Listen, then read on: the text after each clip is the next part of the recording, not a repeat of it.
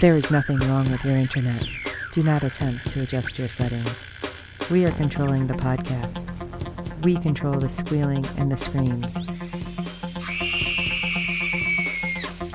We can make your heart flutter, your eyes blur from tears, or sharpen your mind to crystal clarity. For the next hour, sit back.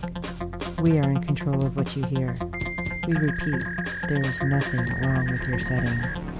You are about to experience the awe and mystery known as the female mind. You are now entering the Fangirl Zone. Rarely going where no one has gone before. Welcome to the Captain's Chair, a podcast on all shows in the Star Trek universe on the Fangirl Zone. I am Redshirt Dave, and joining me on this mission into the unknown is... Sean Fangirl asks, I have no idea how many pips I have this week. And I'm Chief Engineer Steve, and today we'll be discussing Episode 4 of Season 2 of Star Trek Lower Decks. Hey! So, what'd you guys think? Oh my god. I was dying. They did a few things. I mean, come on. Yeah. Yeah, there was a few that were like, holy crap. I can't believe that they're doing that on this show. And I think my husband and I watch this and he likes it, but watching this, he's like, did they do that in Star Trek normally? Like, yeah. No, honey, somehow he was getting more into it. He's like, what? This is crazy. Yeah. Hey, this is gross. I like it. Yeah, pretty much. Yeah, I really enjoyed this episode. It was a lot of fun. And believe it or not, I felt like we're starting to see character growth in the characters because the last two episodes we had Tendi and Mariner, and this episode we had Rutherford and Boimler working together. So it was nice to see different pair-ups and how they work together. So yeah, I think everybody's starting to get more comfortable with each other and actually learning some of the deep secrets that they've been hiding from each other since the beginning. And they're all proving to be very capable officers. Yeah, I think they've accented that too. Everyone started out as comic relief. Everybody was comic relief in their own way. Now we're finding out there's more depth to them. Comes with confidence, I think, from the writing room. Yep. Or they finally just unleash the writers. Yeah, go there. Where? Yeah. I thought it was good. It wasn't great. I gave it 3 out of 5 self-pleasuring Mugatos. Oh my god. But man, when it started out and she was, well, Steve will get into that, or one of us will get into that, but I don't think I've seen Boimler throw up before. He's like, what are they doing? Yeah, well, I liked it. It was like, what? Oh my god. I liked it though. It was funny. So let's talk about episode 4, Mugato, Gumato. The USS Cerrito is dispatched to a planet to investigate an unexplained sighting of a dangerous Mugato. I have to say, I loved how they kept changing the pronunciation through the whole thing. That was great. Yep. So tomato. Yep. On the way to the gym on the Cerritos, Boimler and Rutherford are preparing for a quick round of Anbo Jiu-Jitsu before they have to give the area to Shax, and Mariner asks if she can join them. Boimler accepts and gets excited as both he and Rutherford have been secretly practicing to get better at Anbo in hopes of beating Mariner. They take their position, and as they start, Boimler and Rutherford quickly take Mariner by surprise, getting a point. And they sure look proud of themselves for getting that point. Oh my gosh, yes, a point. Yes. And they're proud of the progress they made before they realized Mariner was hurt by the hit. I was surprised to see that. Yeah, knocked a tooth out. Missing, blood. I'm like, what the heck? They ask if she's all right before she just smiles and says that she feels great and she can finally get a real workout. Oh, look out, guys. Because Mariner goes on the offensive and begins to take out both Boimler and Rutherford with ease. Yeah, Shaq enters and the crap out of him. Yeah, Rutherford cries for help. He tells her not to mind them as he knows he's 10 minutes early. So yeah, she just put a whooping on their butts. I was waiting for him to just be like, "Oh, doing great, baby bear." You know, just something random, like not really paying attention. Yeah, well, I was struck by the blood. Have we seen blood before? like spurting blood from each other, teeth missing, people throwing up. Yeah, this had a lot of fluids happening. Yeah, broken bones.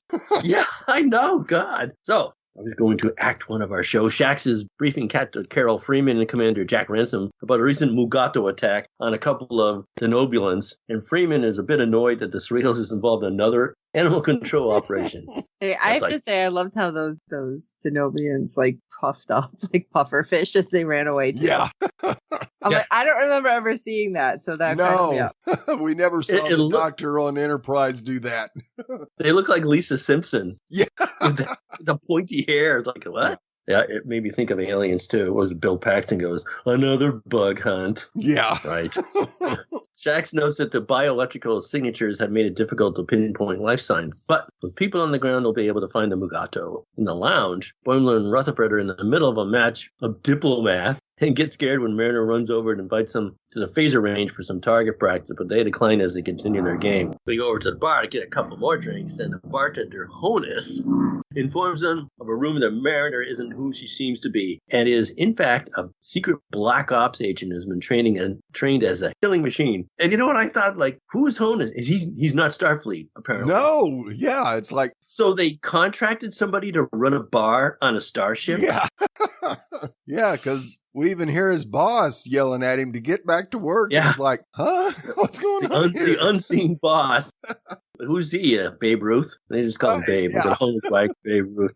Now, what was the character on The Next Generation to run 10 forward? Yeah. No, she wasn't Starfleet either, right? No. Or was she? That just strikes me as so strange. Why don't they just get a rope? But if they're like living on the ship, I guess they can get a job. Yeah, how many other sounded like the Pepperidge Farm guy.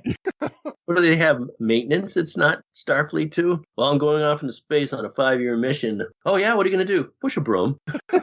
Run the bar. So Boimler and Rutherford laugh the rumor off and say they spend most of their time with Mariner and they would know she was a secret agent. Honus says that he's aware of a lot of inside information surrounding her and tells her that when her back is against the wall, her training will kick in. They should have given that dark look around him like they gave to her later. Boimler is dismissive of the rumor, and Honus is about to tell him a story regarding Mariner's service aboard the USS Atlantis, and his supervisor yells at him to get back to work. Boimler once more dismisses the rumor, though Rutherford seems a bit preoccupied with the rumor as he watches Mariner play the knife game from a distance. That was weird, too. Yeah.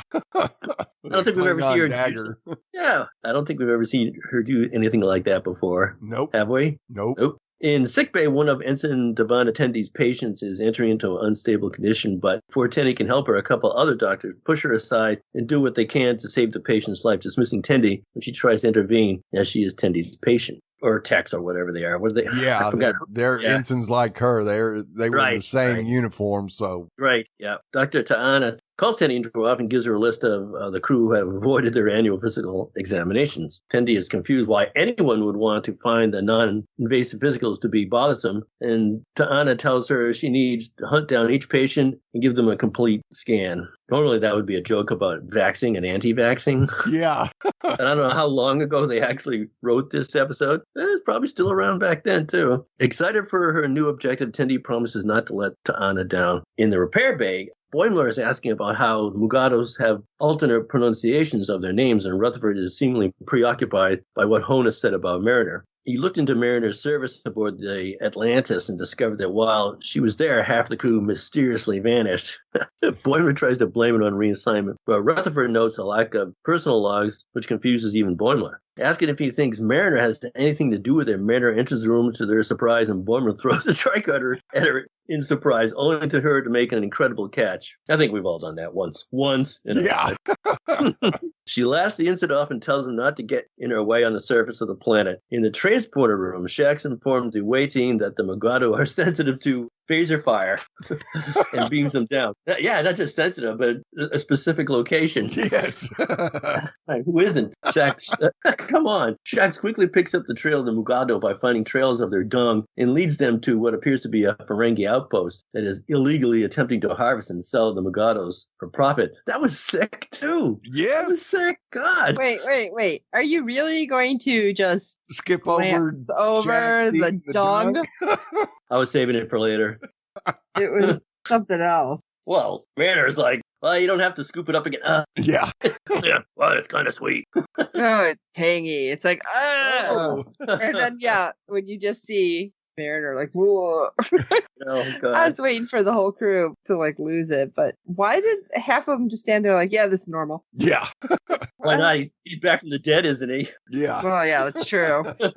A FAngirl named King, aptly named, is about she holds a web, is about to make a deal with an ale named Hyde, while Boimler tries unsuccessfully to contact the Cerritos as a dampening field has cut off communication. That was a little confusing. I mean, there's a storm coming that's going to cut off communications, but they have a dampening field that has cut off communications. Yeah. Also, they showed us the tower. Yeah. Before they think of anything else, Shax and Mariner attack the FAngirl, and Shax tells them they're in violation of Federation conservation law. I think we've seen hints of that in some of their other shows. I mean, they barely touch it, but they do. Right. Even in the century, as they are now the 31st century. Right. Yeah. Yeah. Anyway, King tries to deny it all while Hyde reports a false account of what happened. I wonder why they named him. I immediately thought of Dr. Jekyll and Mr. Hyde. Is there supposed to be a joke in there or something? Right. I don't know. Never showed.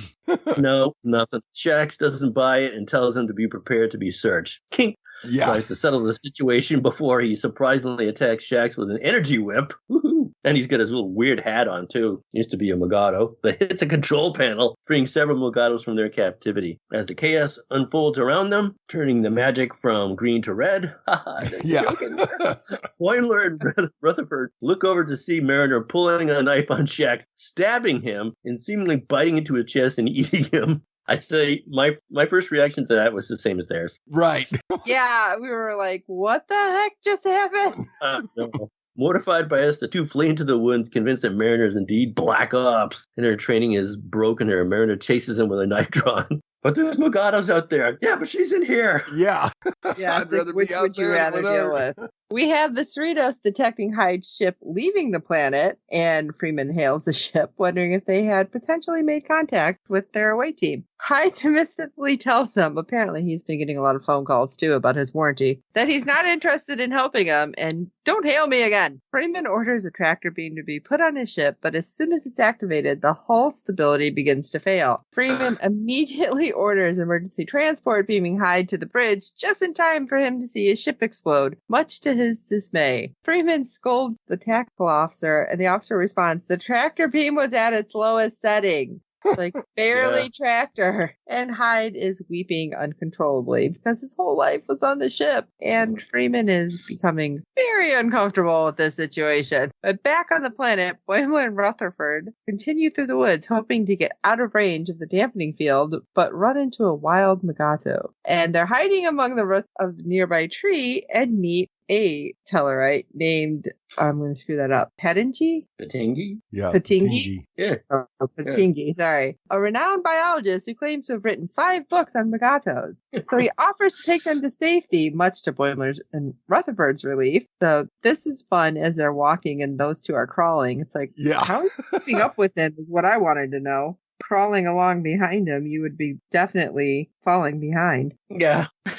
Back on the Cerritos, Tendi is going through the list of patients and approaches Lieutenant Steve Stevens for his physical. He declines, saying that he's busy as he heads towards the bar. Well, he's got a place to be, apparently. Boimler and Rutherford continue to follow Patingi as he imitates Mugato sound. That was hilarious. Yes. I don't know about you, but I'm like, this is probably not a good idea. Yeah. But Boimler excitedly asks if he and Rutherford will be in his next book, making Patingi clarify that he doesn't actually write books, but he's read 5 books on Mugatos. And, I figured that's enough for me to walk amongst them. Just as he says this, we knew something horrible was going to happen because a Mugato appears and bites off Patingi's head. Jesus. Holy cow. Yeah. And more blood splurting everywhere. Yeah.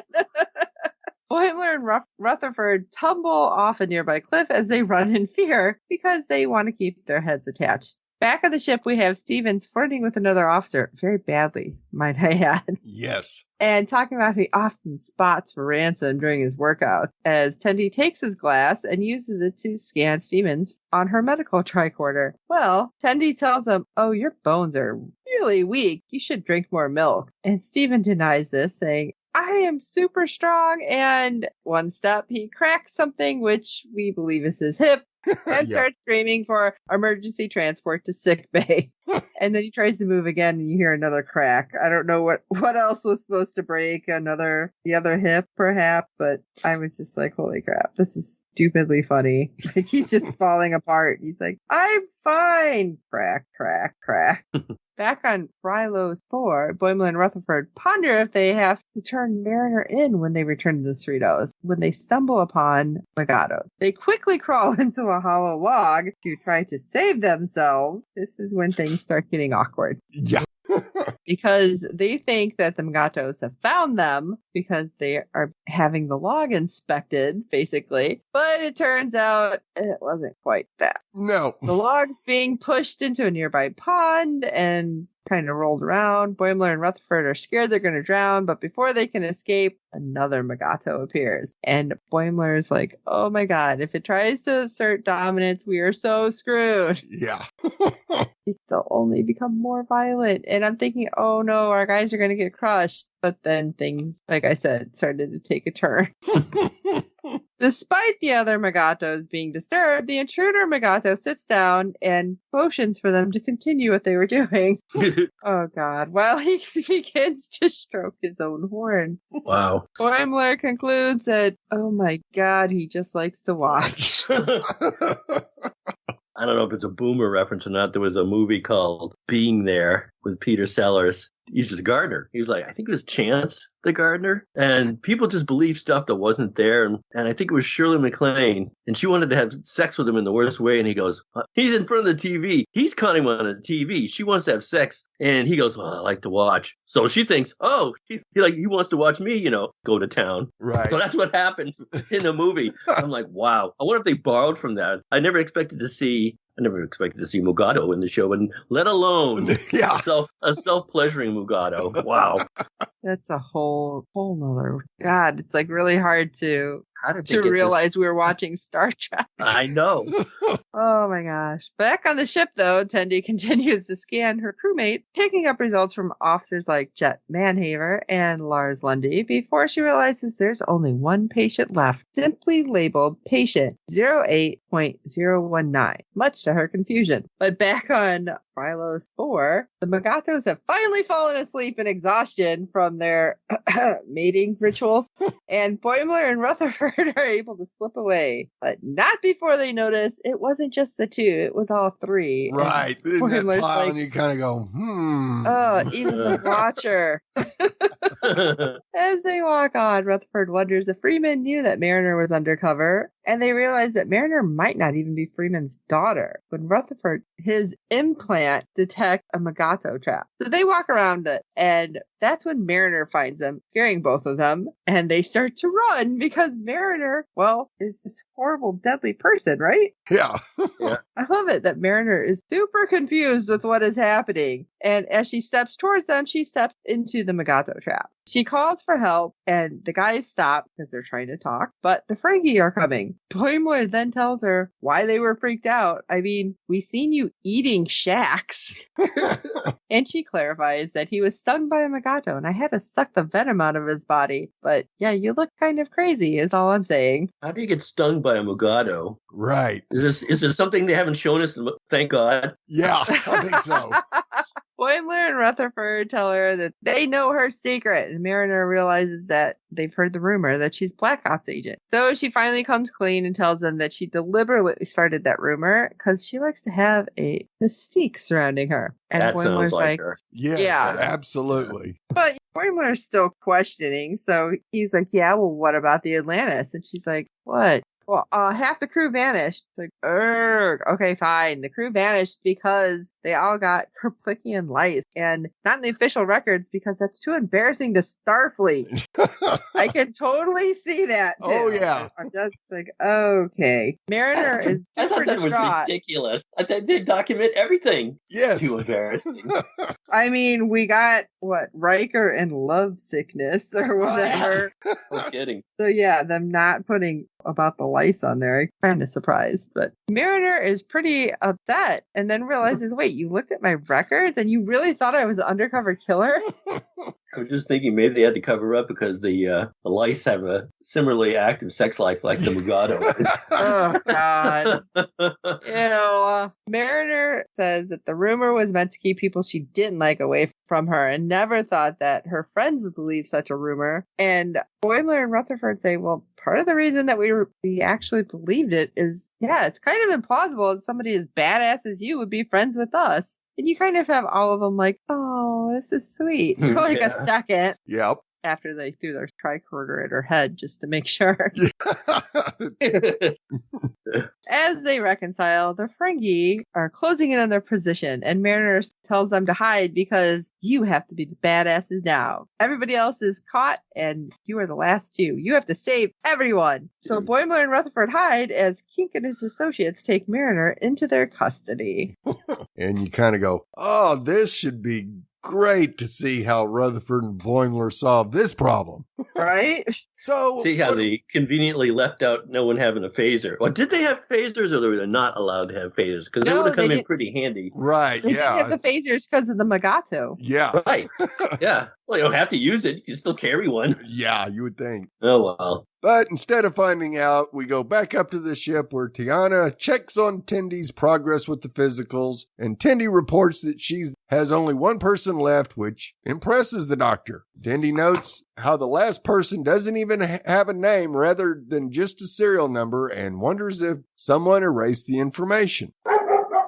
We found out who. Yeah. The pod dog has admitted it. Yep. Tiana brushes it off as a glitch in the system and tells Tendy to return to her station. Well, Tendy is about to when she notices the exact same serial number on the nearby display showing that the serial number belongs to Tiana. Tiana congratulates her for figuring it out, though Tendy is confused as to why she wouldn't let her exam out of the way. So Tiana feels no need to see another doctor and that she only picked Tendy for this job because she figured she'd just give up, though Tendy refuses to do so. I was kind of mad that she said that to Tendy. Yeah. I figured you'd give up. It's like, damn. Yeah. Well, you have to remember that earlier in the episode, those two other ensigns just pushed Tendy out of the way to treat the patient that was hers. Yeah. So Tiana then throws her lab coat at Tendy and quickly runs away in a feral frenzy out of sick bay and out into the halls. Oh, God. You might want to reconsider who the head doctor is on your ship. I love how you kept hearing, yeah, I know. That's awesome. Tendy chases her through the corridors, finding her underneath a shuttlecraft and almost gets her face scratched off.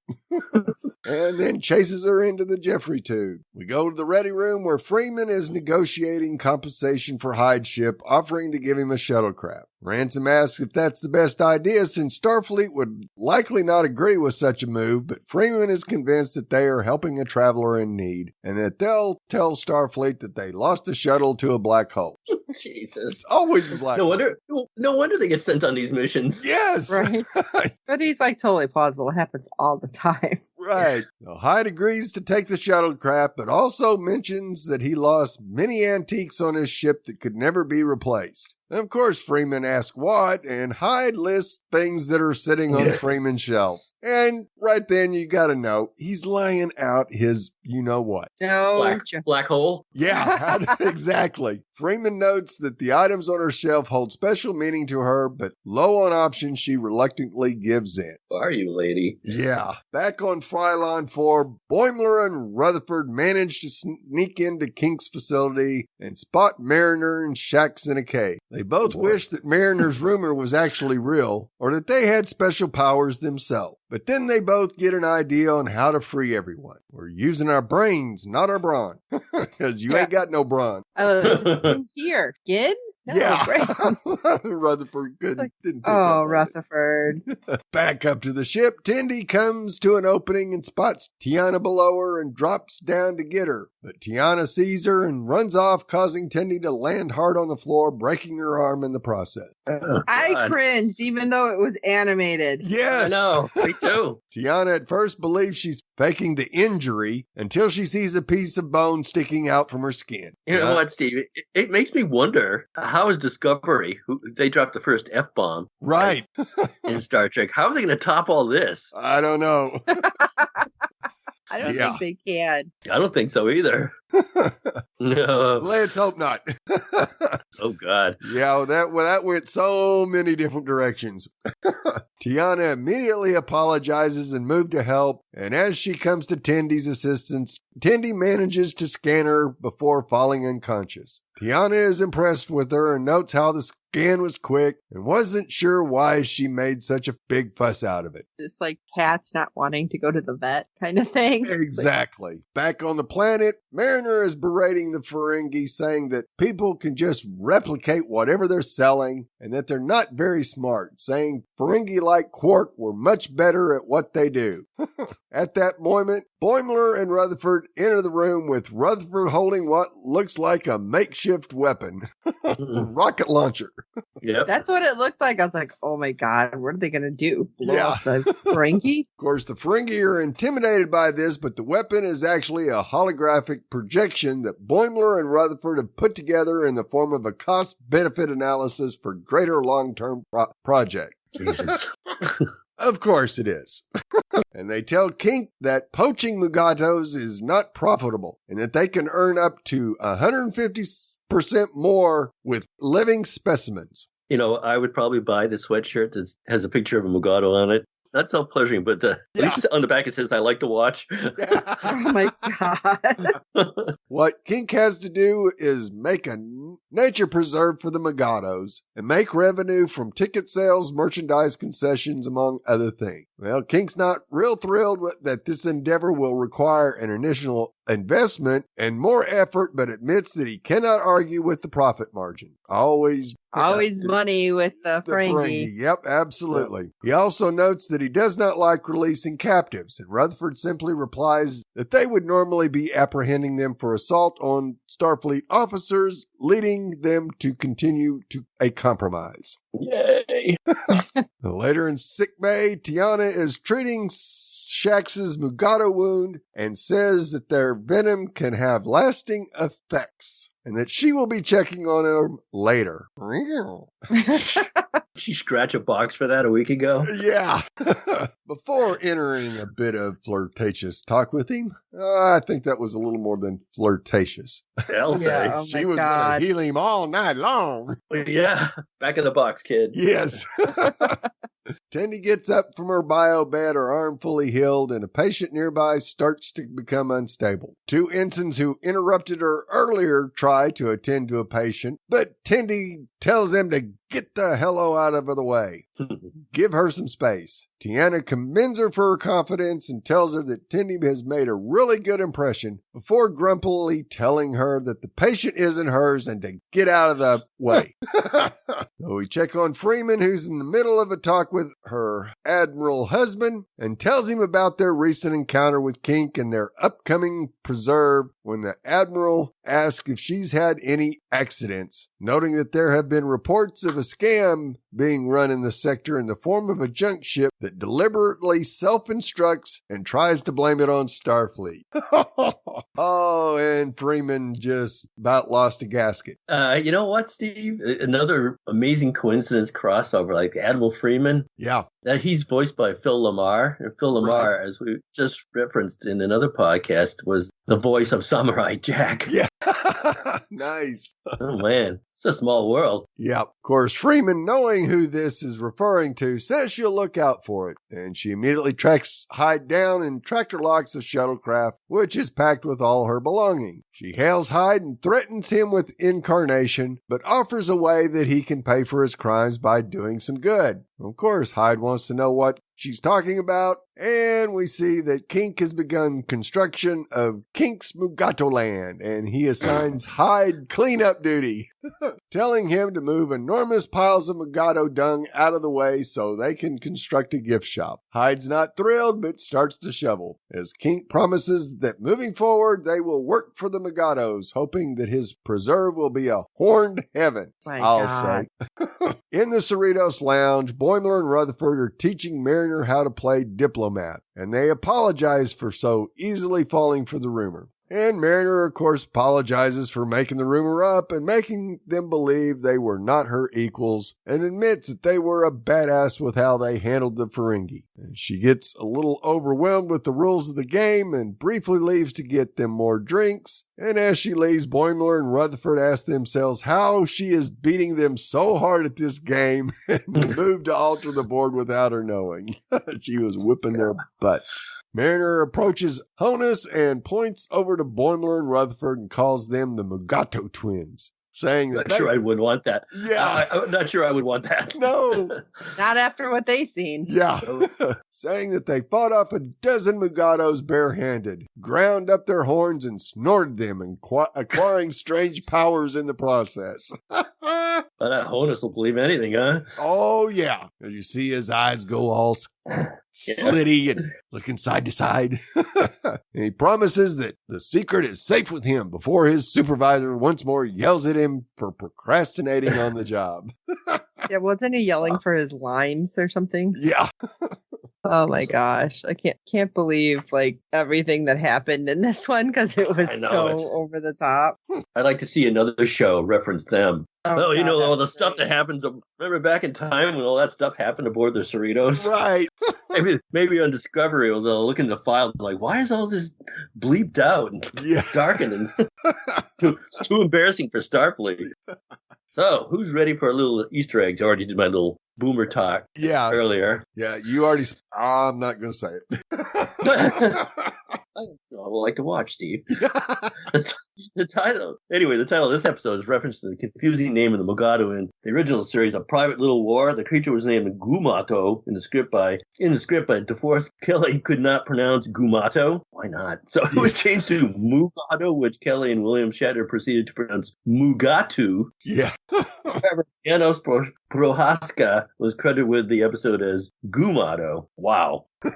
This episode marks the first appearance of a Kzinti in the Star Trek TAS, the slaver weapon. While the appearance establishes at least one Kzinti has joined Starfleet, they may not be members of the Federation given Riker's dialogue in PIC Nepenthe. This episode marks the first on-screen canonical appearance of a denobulan species since Star Trek Enterprise, including the defensive face puff, also known as the Lisa Simpson maneuver. Yeah. The Mugato is a native of the planet Neural, as seen in the original series A Private Little War. Mariner calls Kink and his associates some creepy throwback Last Outpost style Ferengi, referring to the first appearance of the Ferengi in the Next Generation, The Last Outpost. Yeah, those guys are real throwbacks.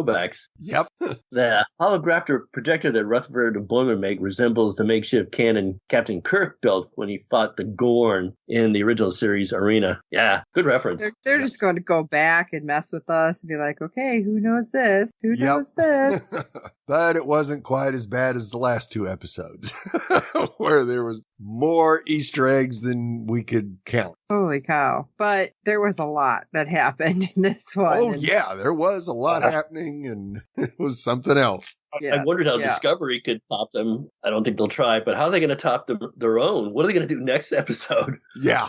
And from what I've heard, 5 is going to be even more massive than the first 4. So, okay. Yep. Let's get ready for a wild ride next week. Well, we'd love to hear your thoughts on each and every episode this season. Our deadline for feedback is 6 p.m. every Friday during the season. You can send your feedback, be it email or audio, to contact us at fangirlzone.com. Please review and rate us on iTunes. Good ratings and reviews help other fans of the show find us, as there are a lot of Star Trek Lower Deck podcasts out there.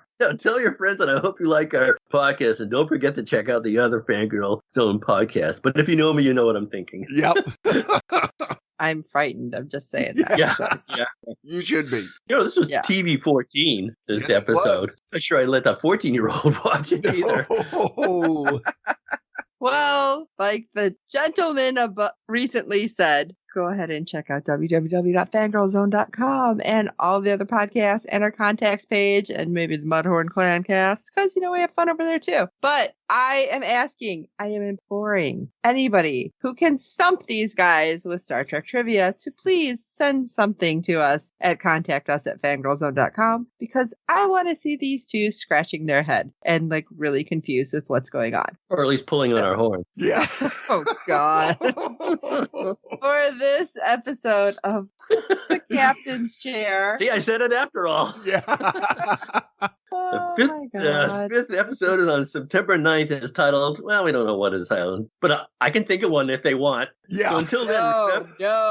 then, remember. This is Chief Engineer Steve. These Mugatos are endangered and their genitals are sensitive to phaser fire. This is Sean Fangirl S. And they're making me crazy. I got nothing. I had it and I lost it like that. I just thought I should have gone down and got a bicycle horn and squeezed it a few times so you can imagine what I was really doing. But I'll just leave us with this. That's some tasty Mugato dung. Ugh.